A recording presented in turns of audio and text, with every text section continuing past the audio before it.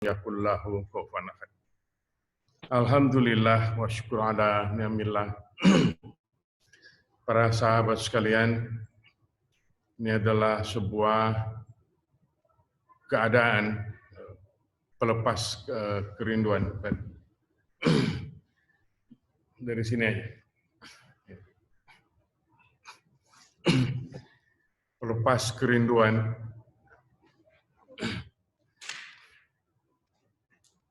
Lama kita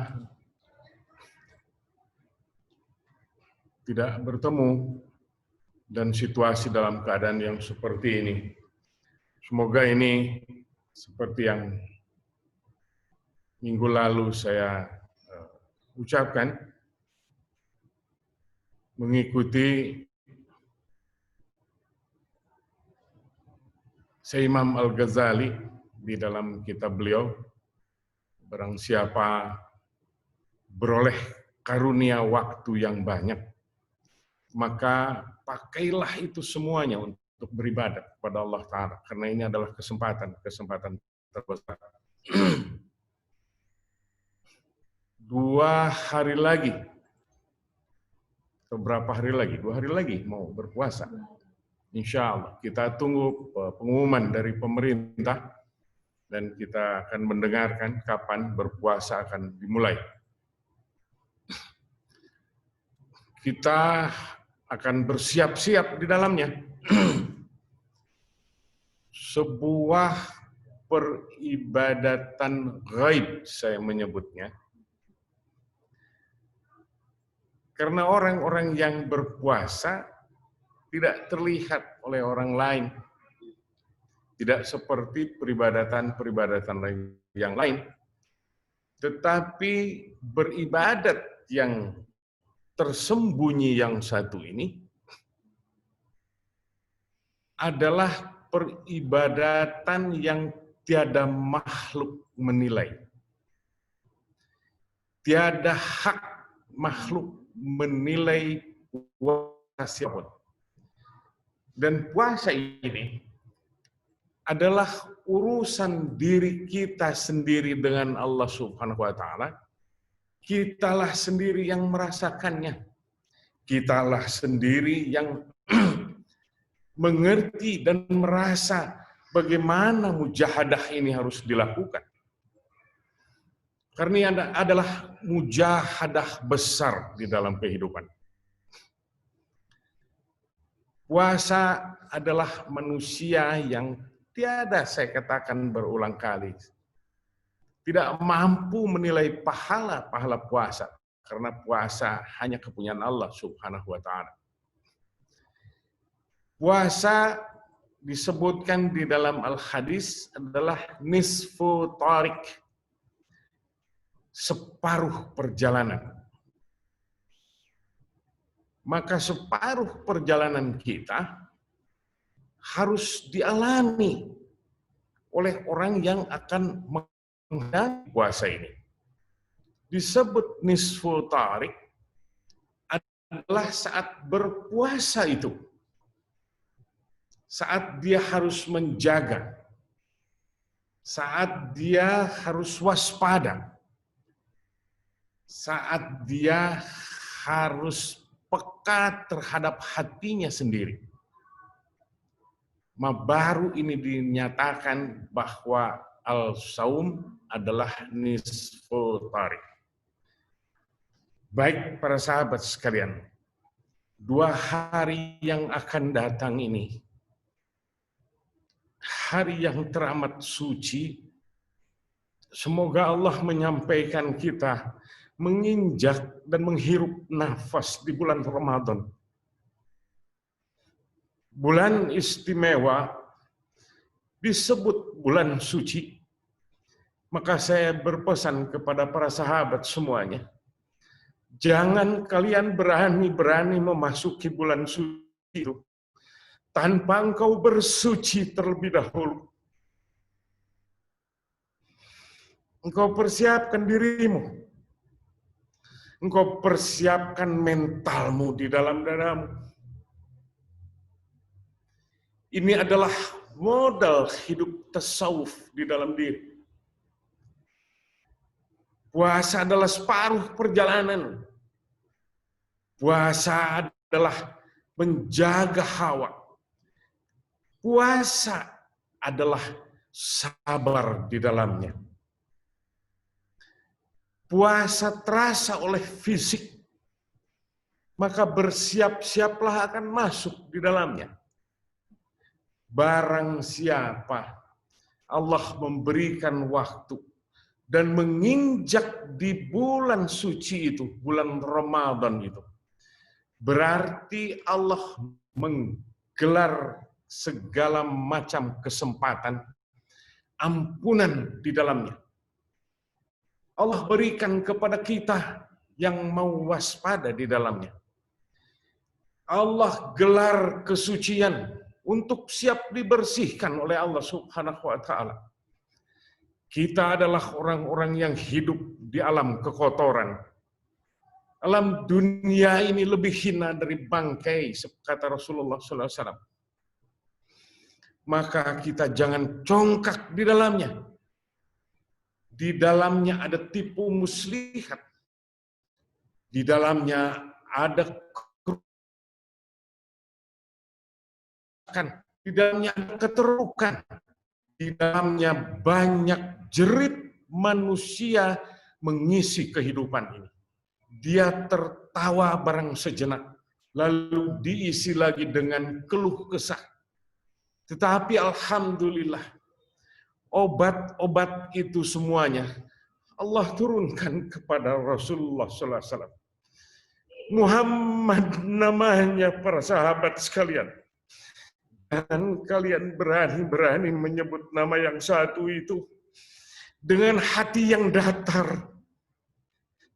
Aku tidak ridho pula.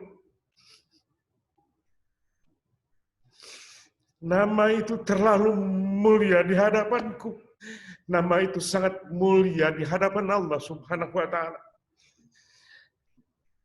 Pemilik nama itu diturunkan ke atas itu untuk mensucikan manusia. Bagi siapa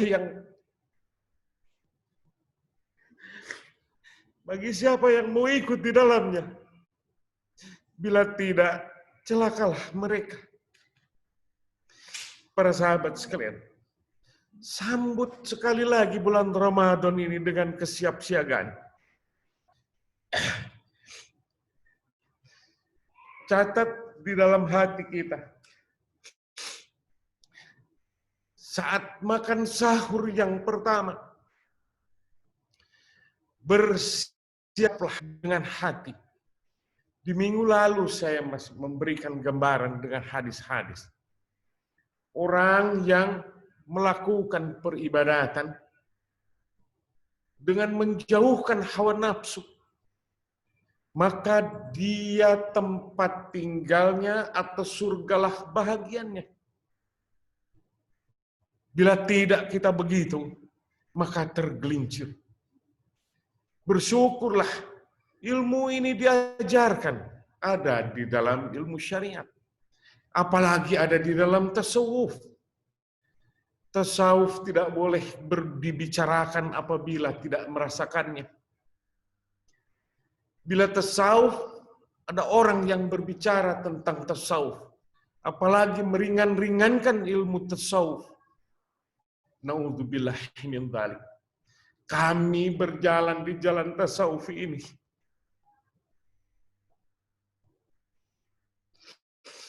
Terburuk para sahabat sekalian. Terseok-seok kami berjalan di jalannya. Tasawuf adalah menyeramkan. Karena kami harus melawan segala macam angan-angan yang ada di dalam diri kita. Harus menumpas berbagai macam kesenangan badaniyah. Sangat berat. Semua sepakat.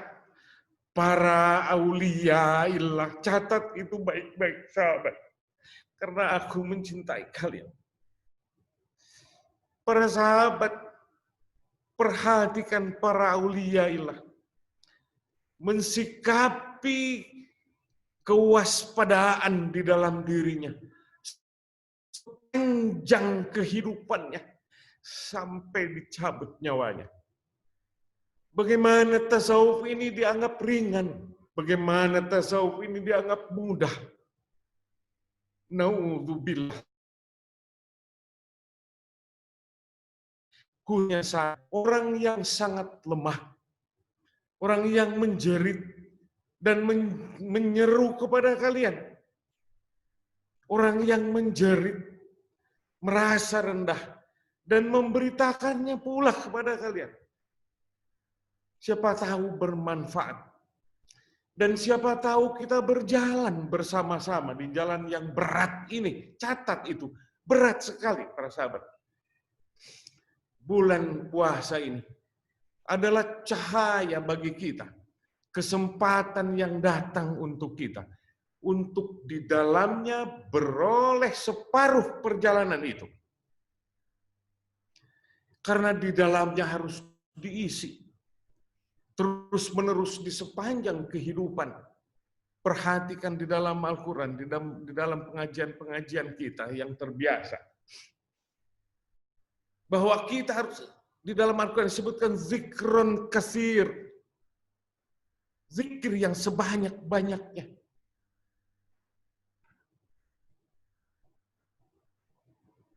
Kalau tidak salah Abu Sa'id Al-Kharaj, mohon ampun kepada Allah Ta'ala kalau saya salah menyebut nama beliau. Mempunyai 2 orang anak. Yang satu wafat terlebih dahulu. Di sebuah keadaan, Abu Sa'id bermimpi. Di dalam mimpi beliau bertemu dengan anaknya itu. Lalu Abu Sa'id Al-Kharaj ini, As-Saraj, wahai nak, bagaimana keadaanmu di sana, nak? Aku bertanya kepadamu. Anaknya menjawab, alhamdulillah ayahku, aku beroleh kebahagiaan di sana. Oh, apa gerangan? Kalau begitu ceritakan kepadaku, apa yang harus kukerjakan agar aku seperti engkau di sana. Baiklah ayahku, kata anak itu. Lalu anak itu berbicara, ayahku, yang pertama jangan berpikiran buruk kepada Allah Subhanahu wa Ta'ala. Seolah-olah Allah menimpakan kepada kita sesuatu yang tidak nyaman di dalam kehidupan ini. Selalu kita sangkakan, mengapa doaku tidak dikabulkan? Hati-hati ini. Ini termasuk sangka-sangka buruk. Jenis sangka buruk ini, jangan para sahabat memakainya apalagi kepada Allah Subhanahu wa Ta'ala. Kepada orang jahat saja tidak boleh. Apalagi kepada guru kita.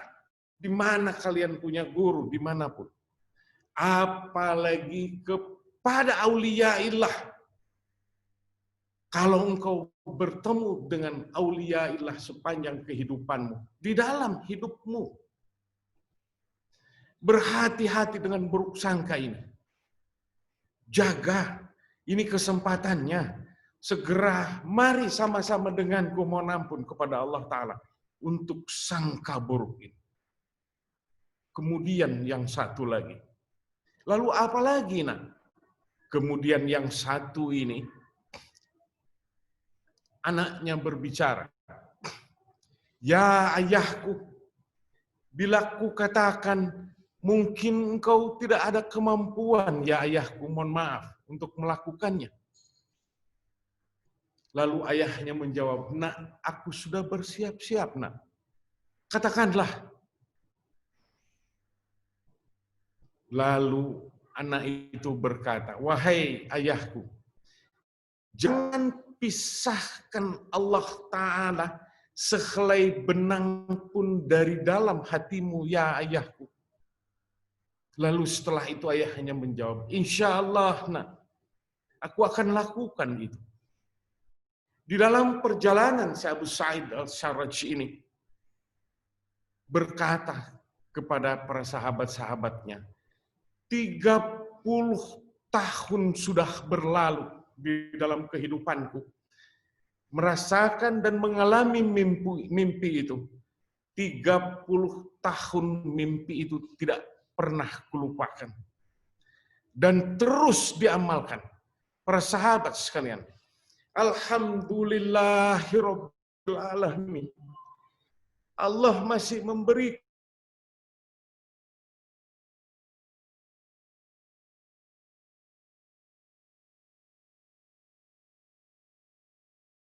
sebuah perintah ke dalam dadaku.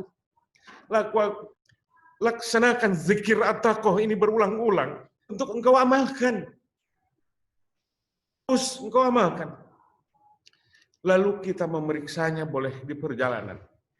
Saat kita mengerjakan at-taqwa ini untuk menghadapi bulan Ramadan yang 2 hari lagi akan insya Allah, ya Allah berikan waktu itu kepadaku agar kita sampai di dalamnya. Saat engkau berhenti sejenak memegang tasbihmu itu, sabahahmu itu engkau hentikan sejenak. Apakah hatimu tetap menyebut nama Allah? Bila tidak, ada jeda kelalaian di dalamnya. Saat at-taqwa itu sedang tidak dihitung oleh kita, memakai tasbih itu, jangan lepaskan Allah Subhanahu wa taala di dalam hatimu. Karena itu adalah patokan-patokan. Karena itu akan memperbaiki hatimu. Para sahabat sekalian, disebutkan tadi, jangan engkau berburuk sangka kepada Allah Subhanahu wa taala. Jangan ada hati yang tidak baik kepada Allah Ta'ala. Hati tidak baik kepada umat manusia. Itu adalah modal kerusakan di dalam kehidupan. Modal penderitaan. Naudzubillah, summa naudzubillah. Semoga tidak pernah ada di lingkungan kita yang seperti itu. Ya Allah, bila ada, cerabut semua dari dalam hatinya sahabat-sahabatku, ya Allah. Agar itu tidak pernah ada yang seperti itu.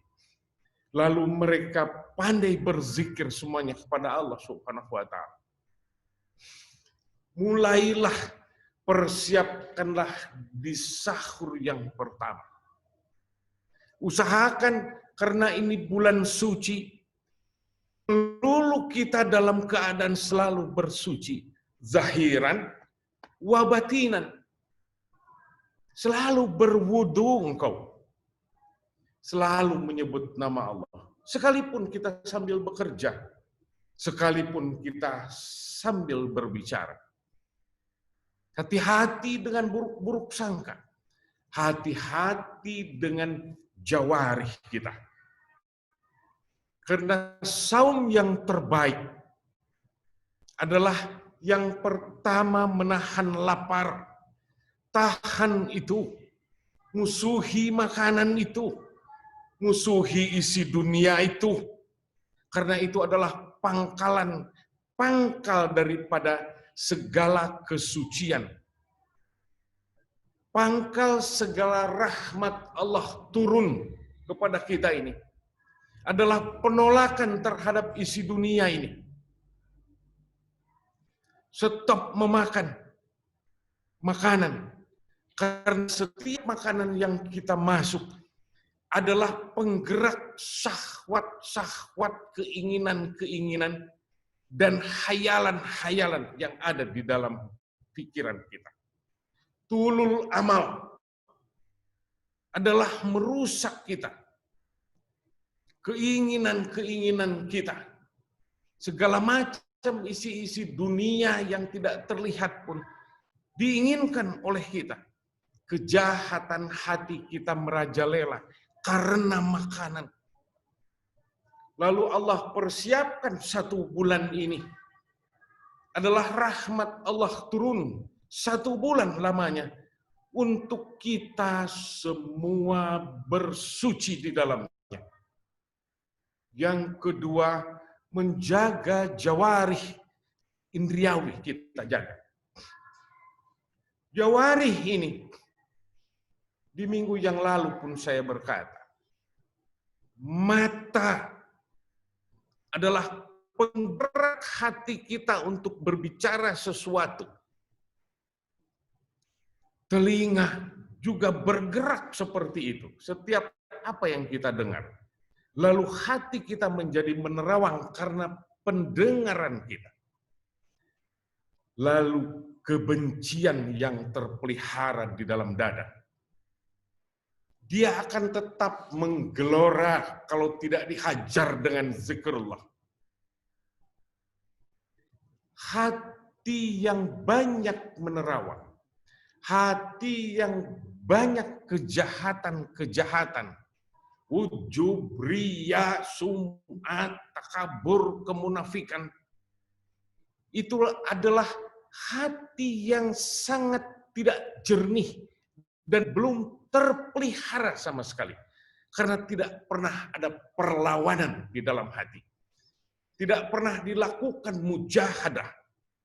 Sedangkan golongan kita diturunkan ilmu thariqah ini, adalah di dalamnya ada zikir bi'al jahr.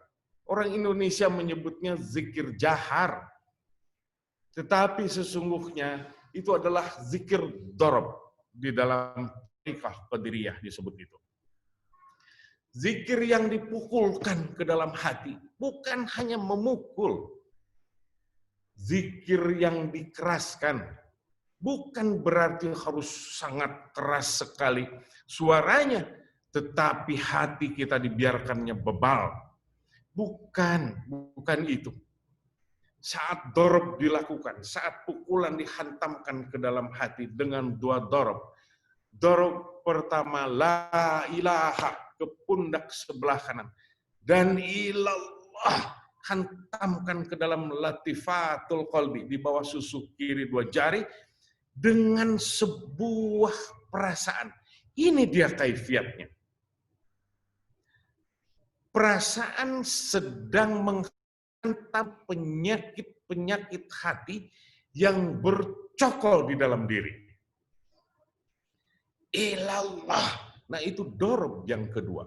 La ilaha. Ke pundak sebelah kanan. Ilallah. Hantamkan ke dada sebelah kiri. Di bawah susu kiri 2 jari. Di sanalah latifatul qalbi. Di sanalah tempat syaitan merajalela. Di sanalah tempat Allah menilik kita.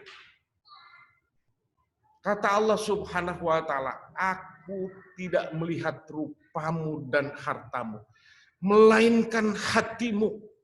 Apakah kita berzikir? Hantam oleh kita. Di dalam thariqah kita, Qadriyah Naqsabandiyah, disebutkan 165 kali. Apabila itu beroleh kita 2000 kali di dalam 1 kali berzikir, gagah berarti 2000 kali atau yang 165 kali menghantam hati dan menyingkirkan dengan sebuah perasaan sedang menghantam penyakit-penyakit hati kita. Ilallah, la ilaha illallah. Hantam terus. Setelah selesai itu, lalu kita jaga dia. Yang mana dia yang menggeliat dari dalam hati saat kita hidup di alam semesta ini. Saat kita bergerak di dalam kehidupan ini. Ada bangkit amarah. Kalau itu terlepas, bertobatlah kita. Kalau itu datang buruk sangka, hajar dia. Ilallah. Kalau ada itu ujub di dalam pembicaraan kita, hebat, merasa kita nomor 1, merasa kita orang alim, menunjukkan postur-postur orang alim, menunjukkan gerak-gerik aulia ilah seolah-olah itu seperti itu. Padahal kita raja durjana hidup di atas alam semesta ini. Hantam dia dari dalam hati. Jangan dia pernah duduk dan bercokol yang ada. Karena itu adalah kerusakan, adalah kebejatan-kebejatan kita di dalam kehidupan. Para sahabat sekalian, persiapan 2 hari ini ke depan, sebentar lagi harum semerbak ini sudah tercium oleh kita. Allah berikan kesempatan ini.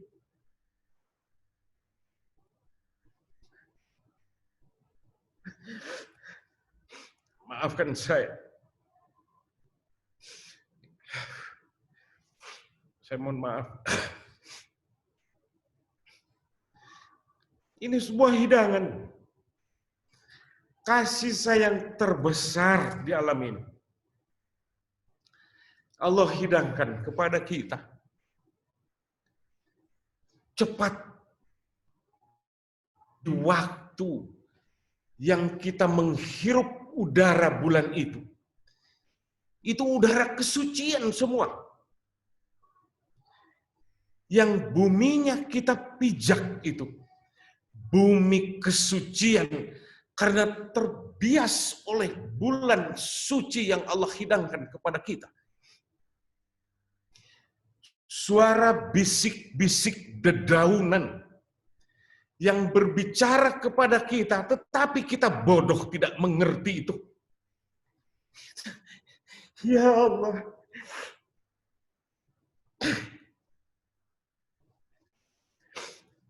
Itu bisikan kesucian.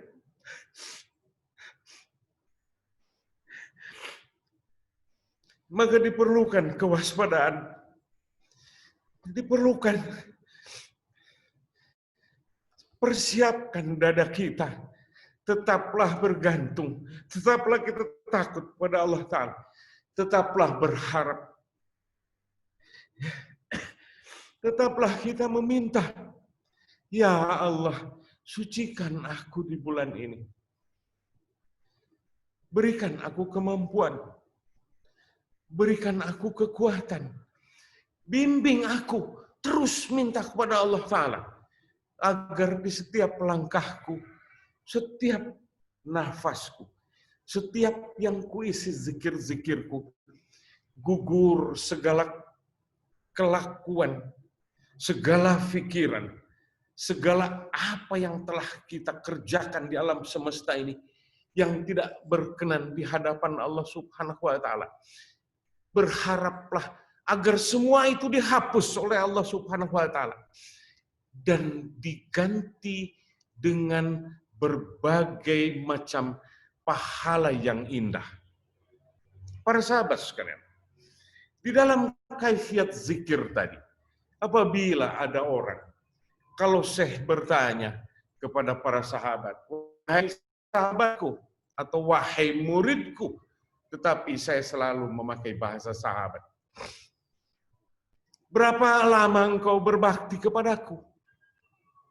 Karena itu adalah bahasa para syekh terhadap para saliknya.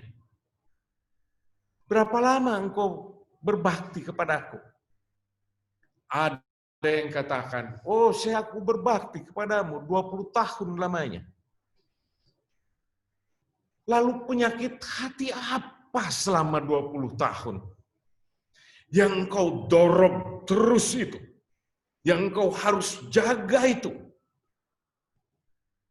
Ataukah engkau tidak melakukan dorob yang sebenarnya? Sehingga penyakit hati itu masih bercokol di dalam dada kita. Sehingga tidak cerah dan tidak bercahaya. Berarti engkau bermujahadah kurang benar. Nah. Mujahadahmu tidak engkau lakukan. Dorob kalau sudah 20 tahun. Ada yang 10 tahun.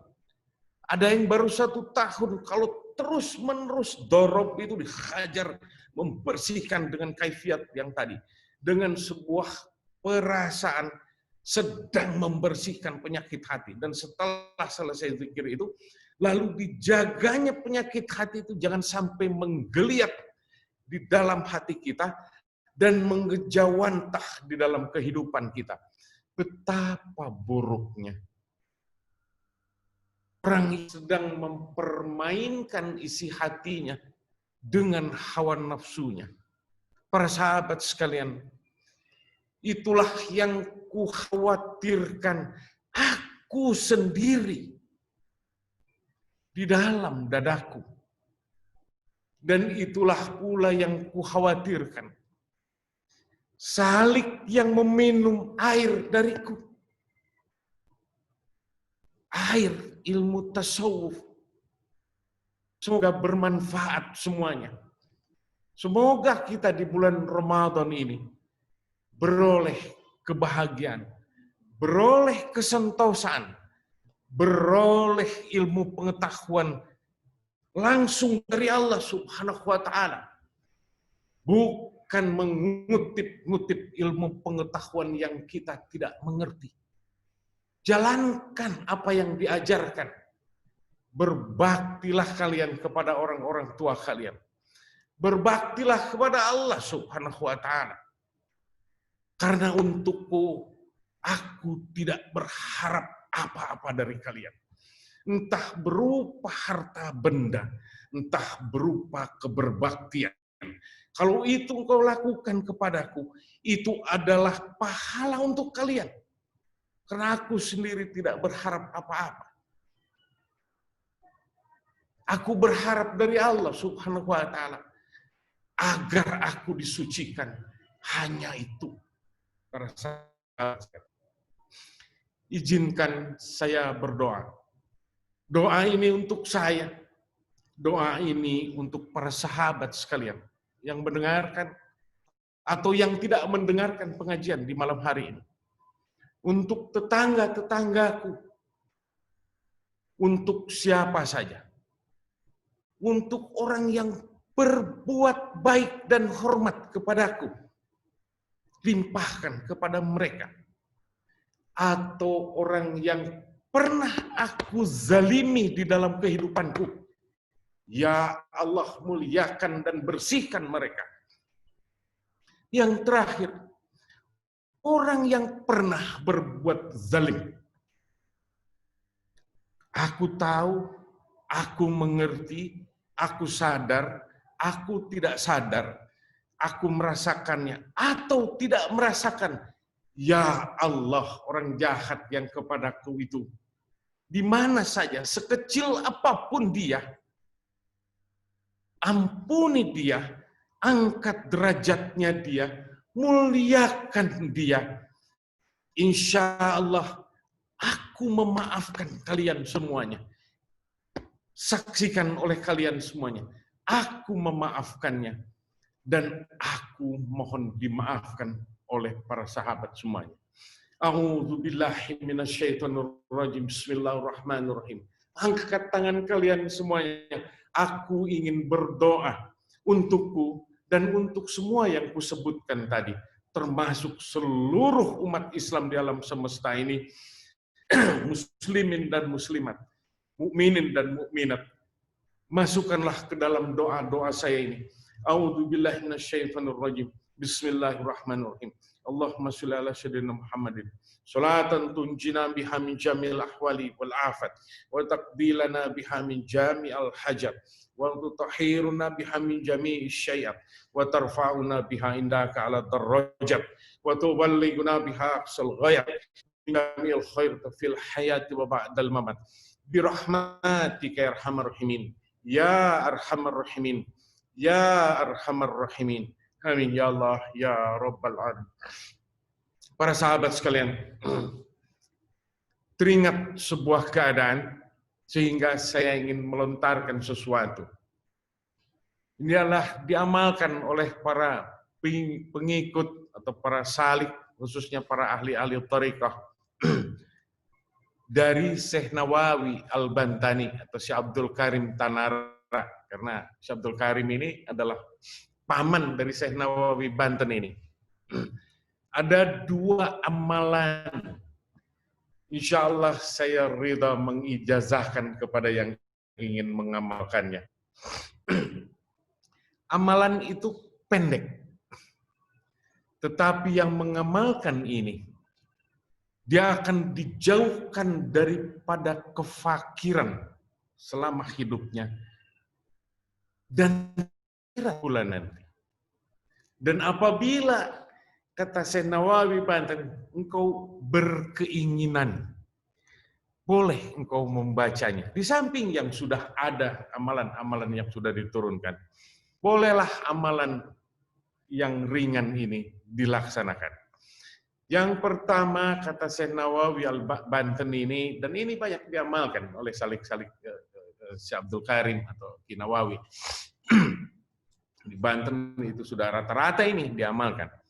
Yang pertama, hauhalah sehari semalam 100 kali. La haula wala quwata illa billahil aliyil azim. Kalau duduk di dalam satu majelis atau sekali dudukan dibaca 100, maka baik. Akan kuamalkan ini seumur hidup. Ini yang benar. Menjadi amalan seumur hidup. Yang pertama, hauhalah tadi, 100 kali. Di dalam sahab. Hanya sebentar saya pikir. La haula wala quwata illa billahil aliyil azim. La haula wala quwata illa billahil aliyil azim. Pelan-pelan membacanya. Sambil merendah bagai bumi, maka Allah akan mengangkat derajatnya setinggi-tingginya. Ini adalah faidah hauhalah. Karena hauhalah adalah musuh kesombongan. Kesombongan adalah hina di alam semesta ini. Allah akan menghinakan orang-orang sombong. Dan tidak dibenarkan masuk ke dalam surga. Saya sering lantunkan itu hadisnya, karena itu adalah sangat berbahaya. La yadkhulul jannata misqala dzarratin fi qalbihi min kibri. Karena bahaya, saya mengingat-ingatkannya terus. Tidak bisa orang masuk ke dalam surga kalau di dalam hatinya masih ada satu debu saja kesombongan. Entah apa yang dibanggakan oleh gelarkah, sebutankah, pujiankah, atau apakah. Ini dia. Hati-hati dengan itu. Hauhalah 100 kali. Sehari semalam. Lalu amalkan lagi seumur hidup kita. Ini di luar pekerjaan thariqah.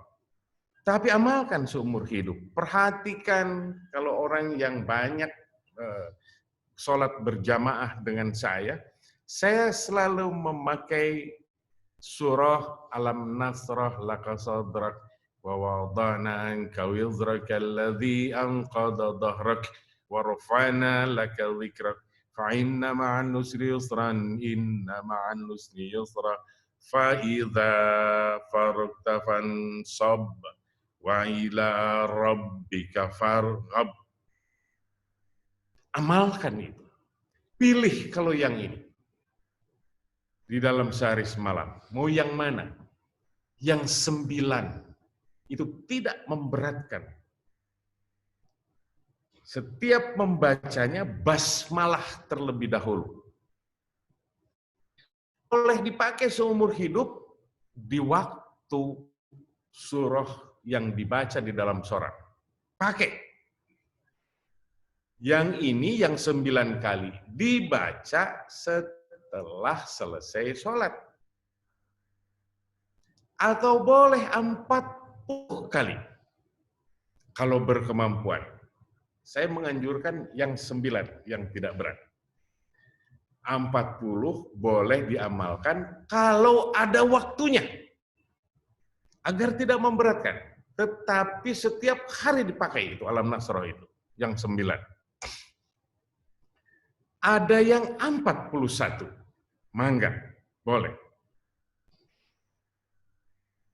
Kata para kakek-kakek saya di Banten, menyebutkan, saya senang baca baik 512 kali. Karena huruf di dalam surah Alam Nasrah itu ada 512 huruf. Ini lama dan berat ini. Tetapi paling tidak, kalau ada kemampuan, Entah itu 1 tahun sekali, entah itu 6 bulan sekali, bolehlah diamalkan. Ataukah kita lanjutkan yang 70.000 kali kalimat la ilaha illallah. Jadi alam nasrah boleh yang 9 ba'da sholat, boleh 40, yang mana pilih silahkan, jangan yang berat. Boleh yang 41 kali atau 512. Mangga, silahkan. Saya berharap yang 9 kali saja, tetapi sepanjang kehidupan kita. Maka orang-orang yang mengamalkan 2 ini, dia tidak pernah diberikan kefakiran, tidak pernah akan mengalami kefakiran di dalam hidupnya. Di dunia ini dan di akhirat nanti.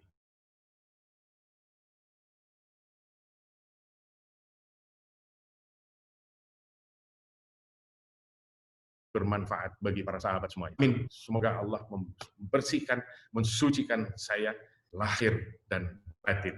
Amin ya Allah ya Rabbal alamin. Muhammad.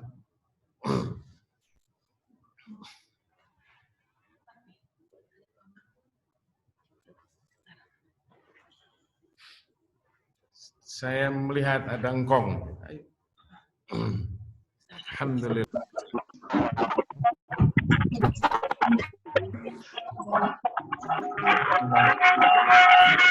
Oh, ada. Assalamualaikum, Pak.